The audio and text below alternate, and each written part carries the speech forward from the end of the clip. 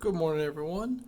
Today we are going to go over chapter 24 of your handbook, and it is going to be on page 351. So, chapter 24 is about oxyfuel, gas cutting, welding equipment, and supplies.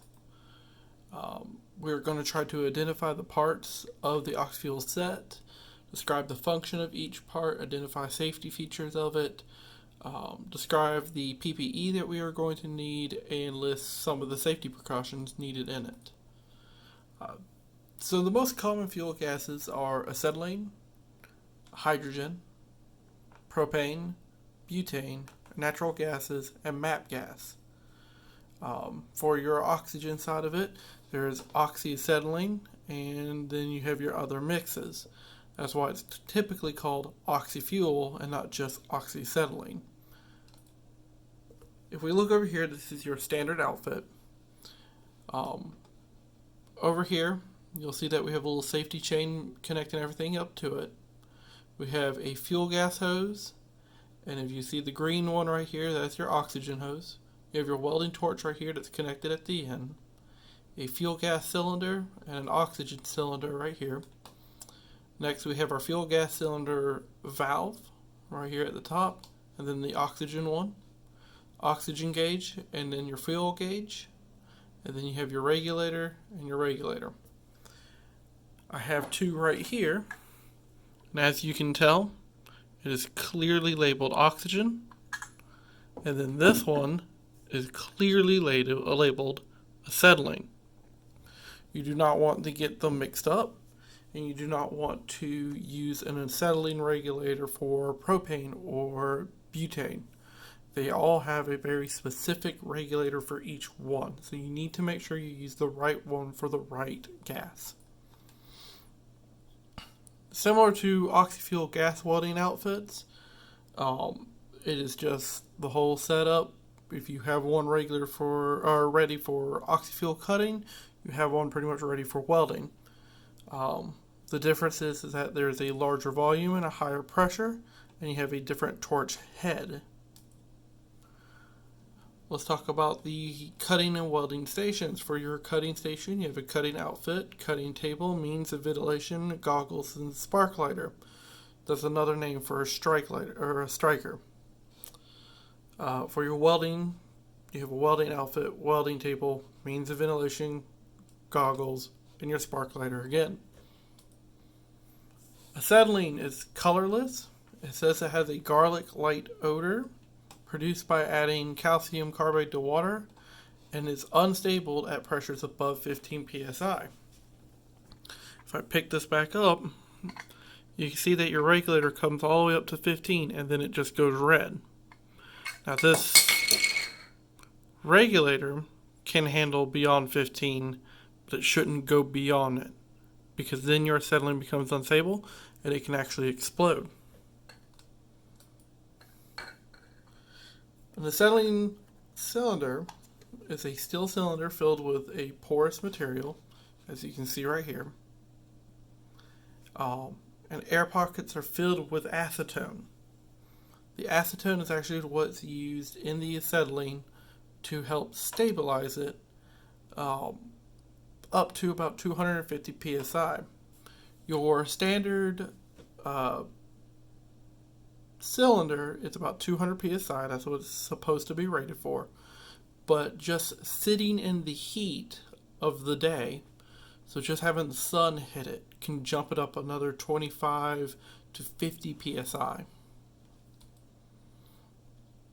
Moving, storing, and a cylinder safely. Very first thing is make sure that these caps are always on. If you are going to go move them for any reason, the cap should be on and shouldn't be left open. Next is that you want to make sure that it is fastened to the hand truck, so those little chains right there. Sometimes they're not chains, sometimes they're safety straps, whatever it is, just make sure that it's fastened down. Tilt the cylinder and roll on the bottom rim. That's another way of doing it if you don't have the hand cart. Most of the time you'll have a hand cart, but if you don't, you kind of roll it. Storage. They're upright. That's just how it is. They are stored upright. You do not want them on their side. And another thing you would want to do, if you can do it, is fasten them to a wall or a column, or if you're going to be working with them, keep them in the hand truck so that they're staying stable. You don't want a bottle just sitting out in the middle of nowhere. Let's talk about the fusible plug. So right here is the top of the acetylene, and right down here is a plug. That plug prevents the acetylene cylinders from exploding in fire. When it gets so hot that the plug will actually melt and allow acetylene to safely burn away. It is very dangerous if that plug gets damaged or is, say, welded shut for any reason, because as this thing has said, it does explode if it gets too hot. Another thing is, let's talk about the different types of cylinder valves. There's two types right here. This is your most common, but I have seen this one before. It controls the flow of gas from the cylinder. Open using a hand wheel or a cylinder valve wrench, and remains on the valve when the cylinder is in use. When it comes to the safety precautions, refer to the manufacturer's instructions. They have decided how these things should look, how they should be handled, how they should be stored and stuff like that. So follow what they're saying, because they have designed these cylinders a certain way, and if we just assume things, it can get really dangerous. Once again, acetylene gas is unstable at pressures above 15 psi. Another thing is, avoid contact with copper, silver, mercury, or salt, or any of these compounds. The thing about acetylene is that they can actually attach itself to copper, silver, mercury, and salts and become crystals, which once again become unstable and can explode. Fusible plugs melt at 212 Fahrenheit, 100 Celsius. Acetylene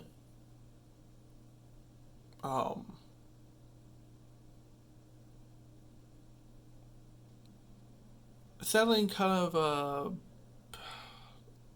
can ignite in the air if it's about 2.5 to 80% of the volume. Acetylene has a garlic-like odor. Acetylene may displace air, so adequate ventilation should be used. You can suffocate on it. There's no smoking, no open flames, or unapproved electrical equipment around these sources, because it can start a flame or it can cause it to ignite when we're not wanting it to. Do not place cylinders beneath overhead welding or cutting operations. If you are welding above it or kind of close to it, that is a no-go. You can have it away from the situation, because it is a flammable gas, and the last thing we want is to do is catch on fire. Keep a hand wheel or valve wrench on the cylinder valve when the cylinder is used.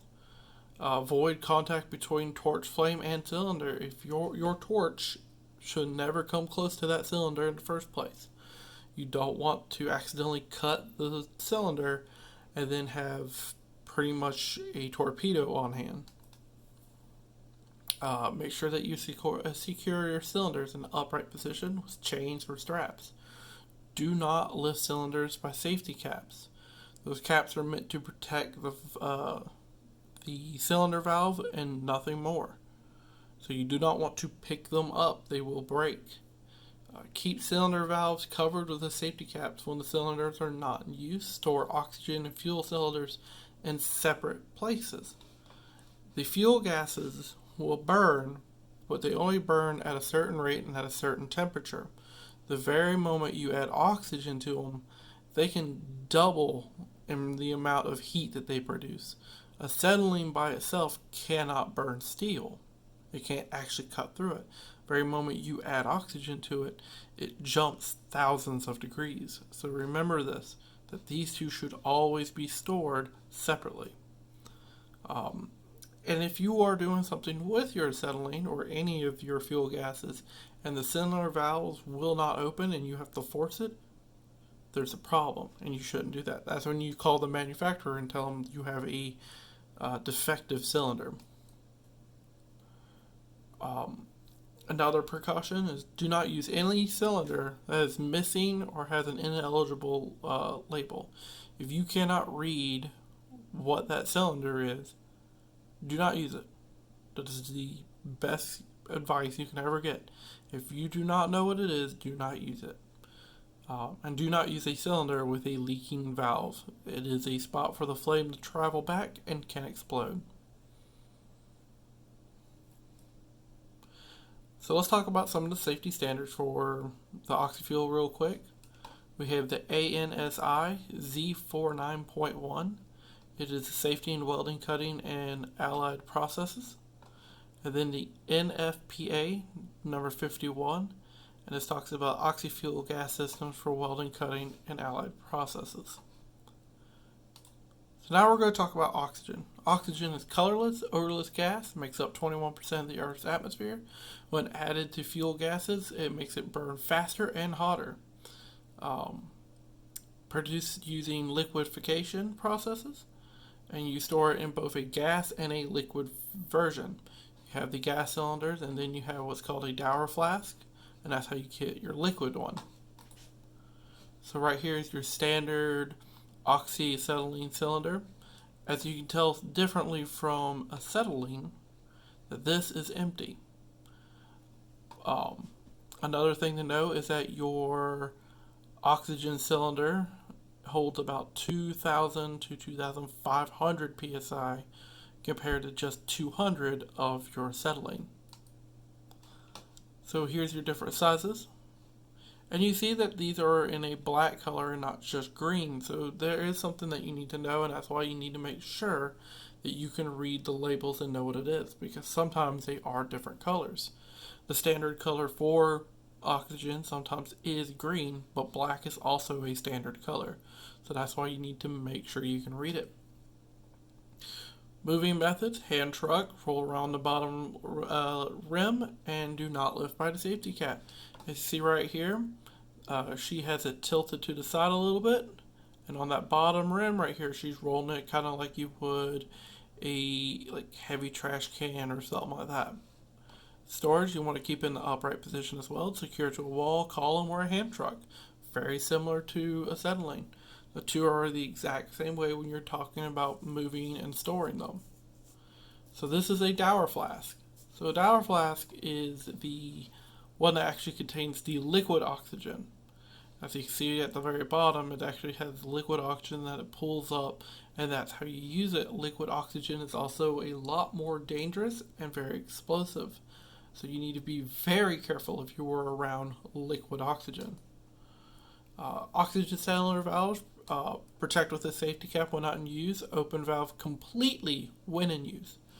So something that we will talk about later on is that when you're using an acetylene, you do one full turn or a quarter turn, depending on what the manufacturer tells you to do. And that allows enough acetylene to come out to be used for the product. For oxygen, you actually open it all the way out. So let's talk about another safety valve. The part of the oxygen cylinder valve prevents explosives at high temperature. And what it is that the oxygen comes from the cylinder, it pushes this direction, and then it throws the oxygen out. But if it were to try to go backwards, this would actually close up and stop it. Oxygen safety precautions: do not place liquid oxygen equipment on asphalt or surfaces with oil or grease deposits. Liquid oxygen, once again, is very, very dangerous stuff and should be handled very much like something that could explode at any time. Do not permit smoking or open flames near oxygen. Do not use cylinder with missing or illegible labels. Once again, if you do not know what it is, don't use it. And avoid contact with liquid oxygen to the skin or eyes. This stuff can actually freeze your skin. If clothing is splashed with liquid oxygen, remove the clothing and allow it to air out for the next 30 minutes. Too much oxygen will actually kill you, so this is something that you need to know. Avoid contact between oxygen and fittings or organic materials. Um, Secure cylinders upright with chains or straps. Avoid contact between torch flame and cylinder. Once again, you don't want to put the flame up to your cylinder. Do not lift the cylinder by a safety cap. Transport using a hand truck or by rolling on the bottom rim. Store oxygen and fuel gas cylinders in separate places. Keep cylinder valves covered with safety caps when cylinders are not in use, and do not force cylinder valves open. Things that you do for one, you should also do for the other, and as long as you keep that mindset that you are following the steps for each gas, each type, and that you're making sure that you are keeping them separate, you're keeping the oxygen over here, your fuel over there, you'll do fine. So here we have two different types of manifolds. We have ones that are hooked up to the wall and you see it connected to your gas. Over here we have oxygen that's hooked up to multiple different kinds. And this allows you to have a huge flow going throughout, say, an entire building, instead of just having one oxygen, one fuel per person. Let's go over our safety standards again. ANSI Z49.1, Safety in Welding, Cutting, and Allied Processes. NFPA number 50. This is for your bulk oxygen systems at consumer sites, so with your manifolds and stuff like that. NFPA number 51, oxygen fuel gas assistance for welding, cutting, and allied processes. Linen Form 9888, precautions and safety practices for liquid atmospheric gases, so this is for your liquid oxygen. And then, of course, you need to make sure that you're following local and national safety codes. Each state could have a slightly different rule about what they say is okay or not, and your job can then go one step above that and say, hey, this is our standard. There are some companies out there that do not give you the right to roll your cylinder gases. You must have them at a hand truck at all time. So this is stuff that you need to know. Make sure that you're following with your job, that you're following with local businesses and stuff like that, and the national standards. Pressure regulators reduces pressure at which gas is delivered. There's two different types. There's a single type regulator and then a two-stage regulator, and then you have an adjustment for the regular adjusting screw. So you see this is your single stage. You have your screw at the top, a spring in the middle with a diaphragm, your low pressure chamber in here, a needle and set, your hose fitting, so this is where your hose actually connects, and then your cylinder fitting that goes into your cylinder. Your two-stage one, as you can tell on the back over here, is first reduced to intermediate pressure, and then the intermediate pressure is then reduced to working pressure. So it's just an extra step to keep it from going from one to such a dramatic hit. So we're looking at our fuel gas regulator pressure gauges, as I said. So this is one right here that I was showing you before. This one is for acetylene specifically. But if you look over here, this one has MAP and propane on it. So this can actually be used for acetylene, MAP, and propane. So it is important that you know which ones that these things are allowed for. The working pressure gauge at a low pressure. So you see this only comes up to 15, then it goes to 30, and this is your dangerous indicator. But then you have your cylinder pressure that's meant for the high side of it. So this reads what's in your hose, or that's going to be in here. This reads what's actually in the cylinder itself. Oxygen has a very similar setup. This is just meant for oxygen. So you see it says oxygen here at the bottom. On this one it has oxygen at the top. Pressure relief valve on the side. Your cylinder right here. And then if you look, you have your low pressure gauge. Different numbers because once again oxygen is used at a different pressure setting. Cylinder for your pressure inside of it. Once again, this comes up to over 4,000 because your cylinders for oxygen are standard about 2,000. Let's talk about hoses. typically speaking, a green hose is used for oxygen, a red hose is used for any fuel, and then you can buy a dual setup, which you have a green and a red one, or they are called Siamese hoses, and they're actually connected together. Now, I will tell you that I have seen where an oxygen hose is black. So once again, make sure that you are paying attention to what's happening. Let's talk about your different fittings. You have ones that have a groove in it and ones that do not. The ones that have a groove in it, so if you can see it right there a little bit better, that is for your acetylene. They are left-handed threads. For your oxygen, they do not have that.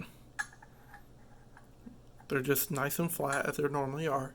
And those are your right-handed threads. That way you don't get the two confused and you don't accidentally put an acetylene one on an oxygen cylinder. Backfires and backflashes. A backfire is a flame that recedes into the torch.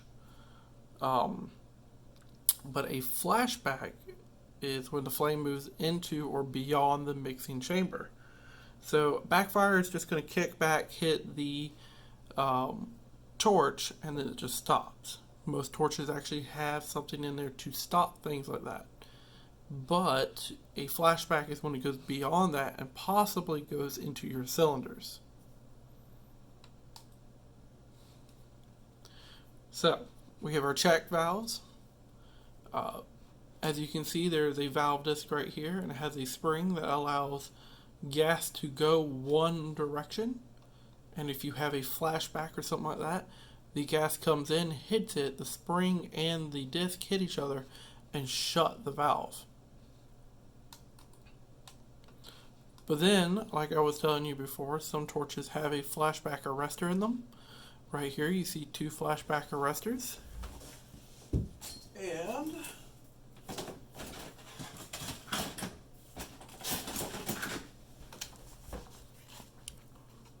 you can typically get them in a little set. You'll see that one has a red label, one has a green label. And if you notice real close, you see the little notch in there telling you that this is a left-handed thread. And you see that this is smooth, which means that it's a right-handed thread. You have a reverse flow check valve, a pressure-sensitive cutoff valve, stainless steel fitters, and high heat-sensitive check valve. Here's your torch setup. So at the very end is your tip. The tip is changeable. It allows you to have different types of settings.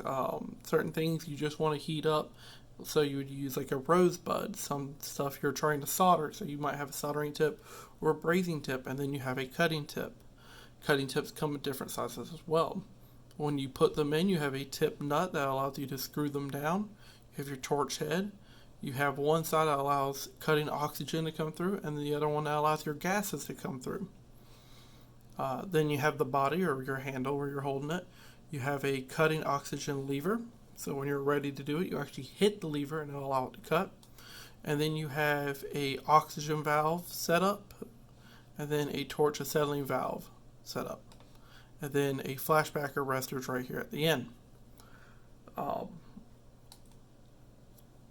Now we're looking at our cutting torch, and if you notice right here is that this has an oxygen cutting valve set up for it that allows the two to mix as they're coming through. So that is the big difference between the two, is that you have one more